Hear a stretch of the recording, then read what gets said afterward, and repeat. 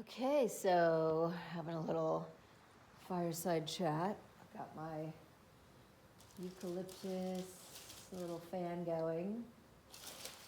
You can put stuff on here on the surface and it'll kind of emit the oils into the room. This is my workspace. Um, so we've come on a Cancer full moon. This is the sign of the mother and the father, and it's family oriented, and it is the crab, the crustacean. And there's a real thing about elasticity and tenacity with this sign. And it also makes me think of when the crab has got something in its claws, and even if you cut the claw off the crab, it'll still be gripping. So this is very symbolic of Cancer energy, which is it's very hard to let go. So I like to tell people who have a lot of placements in the sun, moon, rising, or a lot of planets in this particular sign, that, if things didn't go right with the family, which often they don't because that's the learning, that it's really hard to let go. And it's really hard to accept that that happened. That you didn't have the ideal parents that you wanted, or that, there was a lot of abuse, or, that is really hard to let go of. So it becomes the quest of that placement to resolve the issue. So, and it's one of those things to take seriously with yourself, because yes, maybe you had siblings and they were fine, but maybe they didn't have this Cancer placement. So it becomes really important to clear up disturbances. And this also connects to a particular mineral and a part of the body. It connects to the breast, the stomach, and the spleen. And it also, the mineral connected to this particular sign is calcium fluoride. And calcium fluoride is not your regular toothpaste fluoride. It is not. It is a naturally occurring, and it is in potatoes and leafy greens, and but also if you don't have enough, if you have a lot of placements in this sign, I hate that they associate this sign with disease, because here I am talking about cancer, and really it's weird that they have that association, and that's connected to family and genealogy and all kinds of stuff like that. So I think that's interesting. But so calcium fluoride has this effect, and these are the minerals that are connected to the sign that actually keep the elasticity in the tissues. So when you start to get, a frozen shoulder, which is really common for women in midlife, it actually could be a mineral deficiency. So looking at these homeopathic cell salts as a solution, because, they were saying this long ago, but that we don't have our full dose of minerals in our food anymore because of the depletion of the soils. But I have to say, this is a repetitive story, because the cell salt book I am referring to a lot, the Zodiac and the Salts of Salvation by Carey and Perry. They refer to the soil being depleted back then in the 1930s.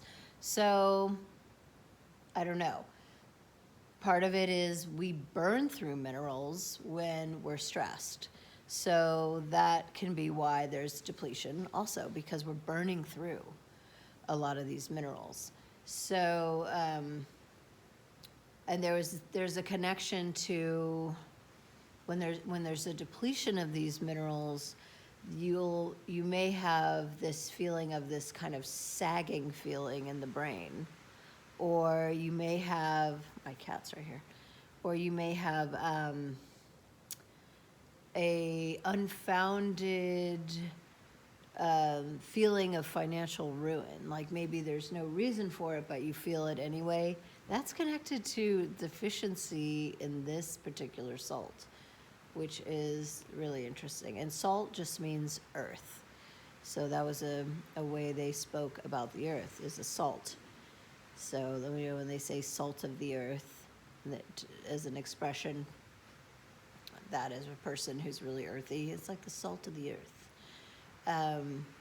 So anyways, this full moon, we get into this Cancer Capricorn dynamic. It's about family. It's about letting go. How can you let go of some of this stuff that you're holding on to? And if you do have a lot of this particular sign in your chart, it's challenging. So there's ways to clear disturbances from the body. That's something that I do using the energy of shape. There's, more than one way to alchemize disturbances. And the old traditions, everybody knows about the sound healing, but actually number and color and shape and angle are also ways of clearing, just not as well known. So, this is a time of year still not to begin your resolutions, because we're still in the middle of winter in the Northern Hemisphere. So you really want to wait until the spring. That's when the energy's there. But you can start thinking about it. What do you want to do? What do you want to create? I think I don't give myself enough time to visualize myself doing things I really want to do. I get kind of caught up in the daily stuff. And so that becomes an issue. You can hear the rain in my studio. I'm in my shop. Out here in Mendocino, we had a windy storm going. So it's like having the time to visualize yourself in doing things you want to do, in action of doing the things you want to do, or where you want to be, and that is part of shaping the future through vision. It's really important to keep moving towards your goals with vision.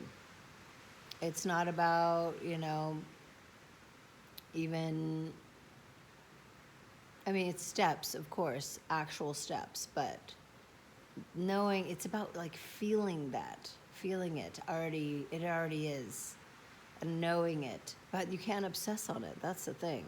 You can't obsess, but you want to think about it. Give yourself time to think about it, and this kind of time of year is good for that. It's good for thinking about that stuff.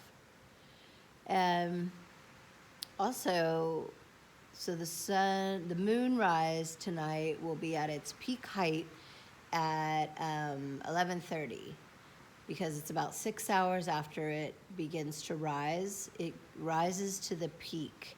And the reason why you see the moon at different heights and different placements is the type of moon it's in, what sign it's in. And this is a form of astrotheology where you're able to track the sun and the moon, and it goes through different gates. So the Capricorn gate is like mid-sky. The the Cancer gate is that if you imagine the astrological wheel with the midline being Aries, Libra. So you got above Cancer, below Capricorn. And this is a way of tracking the sun and the moon. So when we're in Cancer season, the sun is above our heads at the high noon position. And now we have the moon there, so it's going to be really high in the sky. And when the moon is high in the sky, it's also closer to us than when it's out on the horizon. So it's going to be a pretty bright moon, unless it's storming, which just creates kind of a bright sky, but you can't see the moon. But if you can see the moon tonight, check it out around 11:30, and you'll see that it's really high. It's really high in the sky, and it's pretty cool to track the sun and the moon. And this is a course I'm going to be offering as we go through the seasons. And it's going to happen on the new moons right before and the full moons to kind of set things up and prepare yourselves to use the momentum of this light, this frequency. Because it has an energy, and we are able to use it because we are also human. We are light beings, and the sun and the moon have a way of, healing our bodies, helping us move through things, moving energy, light and frequency and angle is really important. So, kitties, here's Kitty Boy. Hi. Ooh. He's like getting into what I'm saying. He's trying to no, that's not right. He likes to correct me too. What are you talking about? Anyways, so I hope you have a good full moon. And I'm going to be inside doing things, get creative, and focusing on letting go of some things and bringing in new things. So I wish you all the best full moon in Cancer.